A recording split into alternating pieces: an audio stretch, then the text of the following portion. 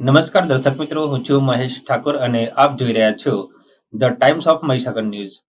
નજર કરીએ આજના મહત્વના માનસેવા ચેરિટેબલ ટ્રસ્ટ ગોંડલ દ્વારા આયુર્વેદિક જીવનશૈલી દ્વારા દર મહિને પુષ્ય નક્ષત્ર પર બાળકોની રોગ પ્રતિકારક શક્તિ વધારવા, શારીરિક તથા માનસિક વિકાસમાં વૃદ્ધિ કરવા, રોગો સામે લડવા માટે 3000 વર્ષ જૂનું આયુર્વેદિક રસીકરણ મંત્રોષધિ સુવર્ણપ્રાશન ડ્રોપ્સનો શનિવારે 2 ડિસેમ્બર વિનામૂલ્યે કેમ્પ ગોંડલમાં સરકારી બાલ મંદિરમાં બાળકો સુવર્ણપ્રાશન ટીપા કેમ્પનું આયોજન કરવામાં આવ્યું હતું. આ કેમ્પમાં 850 બાળકોએ વિનામૂલ્યે ટીપા વિનામૂલ્યે પીવડાવવામાં આવ્યા.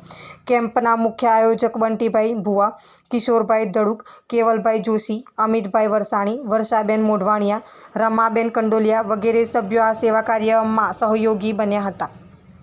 આપના વિસ્તારના પડે સમાચાર જોવા માટે અમારી channel the Times of Mahisagar ન્યૂઝને લાઇક, શેર અને સબસ્ક્રાઇબ કરો.